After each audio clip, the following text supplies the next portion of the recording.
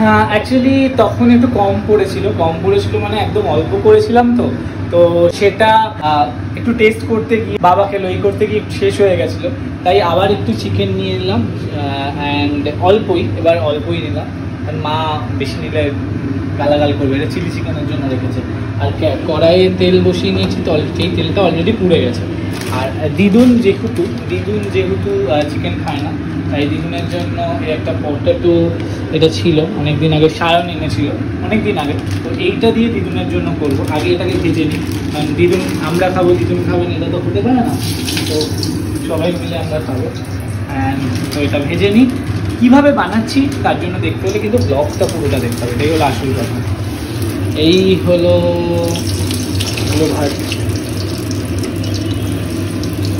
ভাজা হলো, আবার আসছি, বাট পুরো ব্লগে কিন্তু দেখাবো পিৎজাটা কীভাবে বানাচ্ছি। তো ক্যাপসিকাম কেটে নিলাম, অ্যান্ড এবার পেঁয়াজ কাটবো। সকালবেলা অ্যাকচুয়ালি পিৎজার তো প্ল্যান ছিল না কোনো, তাই অন্যভাবে দিয়েছিলাম। বাট এখন পিৎজা যদি করতে হয় তো এই ক্যাপসিকাম আর পেঁয়াজটা কিন্তু দিতেই হবে এরকমভাবে কেটে। আর তারপর ওটার দিকে ভাজা হচ্ছে, দেন আবার একটু কড়াইয়ে ফ্রাই করে নেবো, তো যার জন্য ব্লগটা।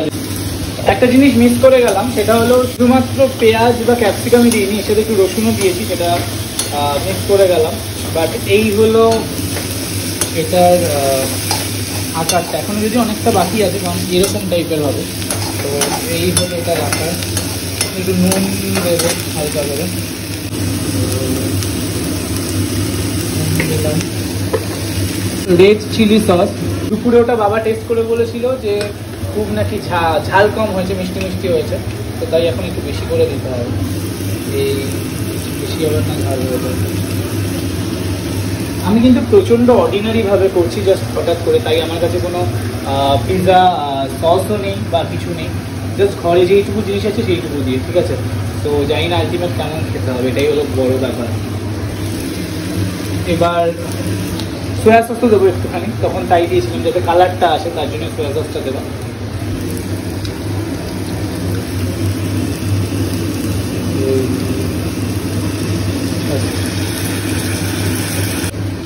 যাতে ঝালটা একটু বেশি হয় তার জন্য একটু গ্রিন চিলিও দেবো, গ্রিন চিলি সস। কারণ বাবা তখন ঝাল হয়নি, এবার এত ঝাল না, মানে যেন ঠিকঠাক হয়। অল্পই দিয়েছি, কিন্তু বেশি দিয়েছি। আমরা কিন্তু খুব যে স্পাইসি খাই এমন একদমই না, আর ঘরে তো স্পাইসি খাওয়া উচিতই না শরীরের জন্য বেসিক্যালি। আরও কী দেবো দেখাচ্ছি, একটু হোক। একটু টমেটো সসও দেবো, যেহেতু টমেটো নেই সামনে, তাই টমেটো সস দেবো, বাট অল্প দেবো এবারে, কারণ সকালবেলা টমেটো সস এতটাই পড়ে গেছিলো যার জন্য মিষ্টি মিষ্টি লাগছিলো, তো অল্প টমেটো সস দিয়ে দিলাম। পাস্তা মশলা, হ্যাঁ, তো দাদাজির পিৎজা পাস্তা মশলা ছিল, এটা দেবো, এটা দিলে বেশ ভালো স্মেল আসছে, খুব বেশি না, অল্প।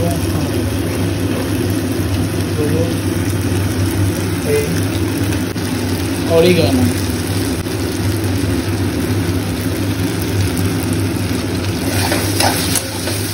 চিলি ফ্লেক্সও লাগবে,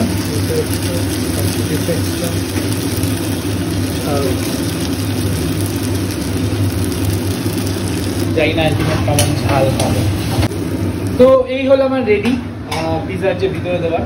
এই পিৎজাগুলো নিয়ে নিয়েছি, এর উপরে একটু তেল বা কিছু দিয়ে তারপর এটাকে দিতে হয়, তারপর চিজ দেবো, ঠিক আছে। তো এই দেওয়া ডান। এর উপর একটু কাঁচা পেঁয়াজও দেবো হালকা করে, কারণ যেহেতু আছে পেঁয়াজ। এরকমভাবে পেঁয়াজ কাটাগুলো ঠিক আছে, মানে এগুলো পিৎজার জন্য আর কি, এভাবেই পেঁয়াজ। আমি জানি না আলটিমেট 4টে পিৎজা এতে হবে কিনা, সেটাই হলো এখন বড় ব্যাপার। আর সুন্দর করে পেঁয়াজটা সাজিয়ে দিই, কারণ এটা হলো এই পিৎজার যেটা বড়, অনেকটা বড় ব্যাপার। আমুলের এরকম চিজের কিউব পাওয়া যায়, তো এই চিজগুলোকে জাস্ট এই দিয়ে এভাবে গ্রেট করে দেবো। আমার এটা দেখো,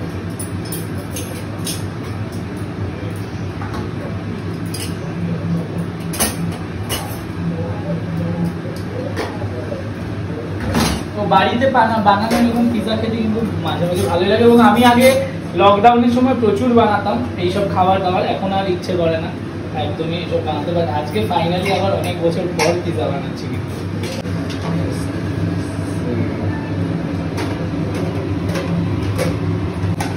তো এই হলো, এবার মাইক্রোতে দেবো, মাইক্রোতে দিয়ে তারপর লাস্টে আসছি।